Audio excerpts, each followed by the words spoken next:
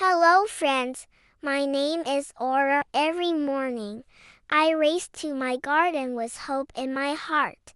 But each day, it greeted me with dry soil and lifeless plants.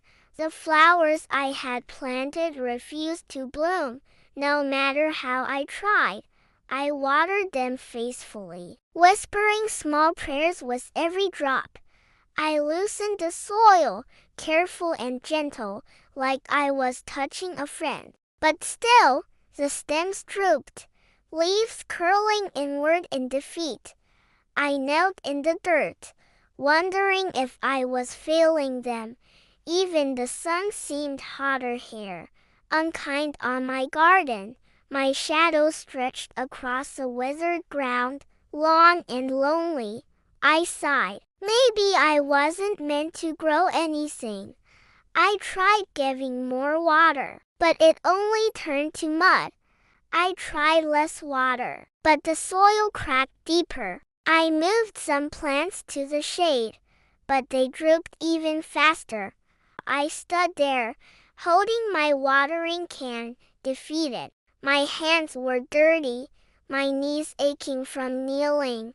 Even the birds stopped visiting my garden. I pressed my palms to the earth. Why won't you grow? Silence answered me. Only the breeze spoke. It felt like the garden was turning away from me, and a sadness I couldn't explain filled my heart.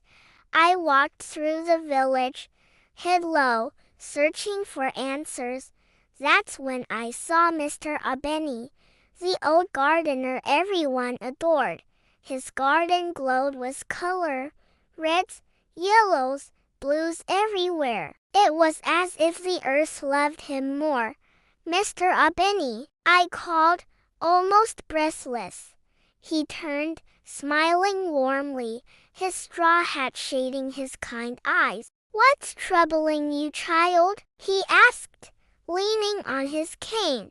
My garden won't bloom. I cried. I've tried everything. He chuckled gently, motioning me closer. Perhaps it is not your hands, Aura, but your heart.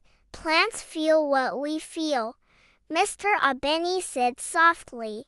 I blinked at him. What do you mean? If your heart carries worry, the garden wilts with you. His words felt strange, almost magical, but when you tend it with gratitude, nature listens, he added. I stared at his flowers. They almost seemed to nod in agreement. Could plants really feel me? He placed a sprouting seedling in my hands. Try thanking it before it blooms, he whispered. His voice was steady, certain, like the earth itself. That evening, I sat alone in my garden. The stars blinked above me like tiny watchful eyes. I pressed my palms into the soil, just as Mr. Abeni said. I closed my eyes, letting the night air wash over me. I whispered, thank you, not because it bloomed, but because I believed it would. I said it again. Thank you, little seeds. I imagined them hearing me, tucked beneath the soil. The night grew quiet, still, like it was listening, and for the first time, I smiled in my empty garden. Somehow, I felt lighter. At dawn, I raced outside barefoot. The garden glistened with morning dew.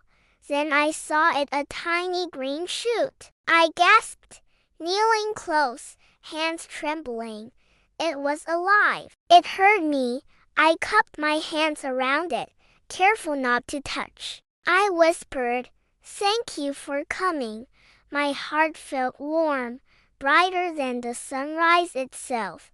I hummed a soft tune, letting my joy spill into the air. And I can tell, the sprouts swayed slightly, as if dancing. From that day, I spoke to my garden daily.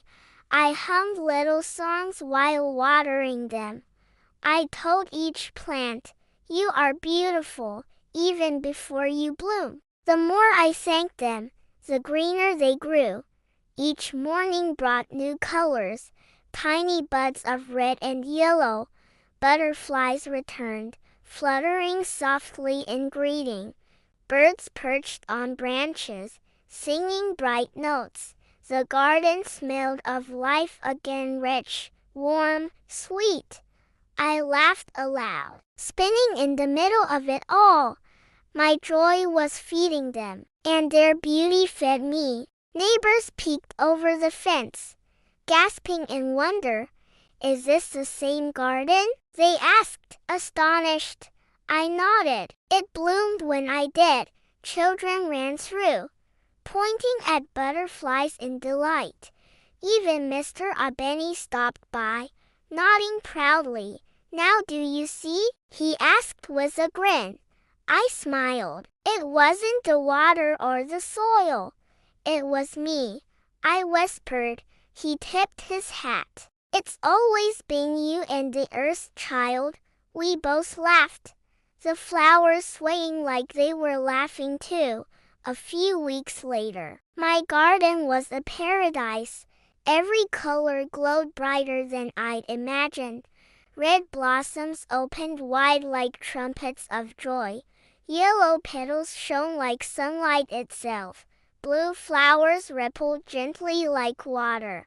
I stood in the middle, arms stretched wide. A breeze lifted my hair as petals floated around me. It felt alive, like a dream I never wanted to end. I closed my eyes, whispering, "Thank you, thank you, thank you." The garden seemed to whisper back. Soon, I taught other children what I had learned. We knelt together, hands in soil, laughing as we planted seeds. Remember, I told them, gratitude is water for the soul. Their eyes widened in wonder, voices soft with belief. Butterflies danced around us, agreeing with what I told them. The air smelled of promise, of hope reborn. Nature had answered me. It always had. But it was I who hadn't heard. Now, I walk through my garden every evening, smiling. The flowers sway, the birds sing, and my heart is still. I finally know nature blooms for gratitude, and so does life. Always show gratitude.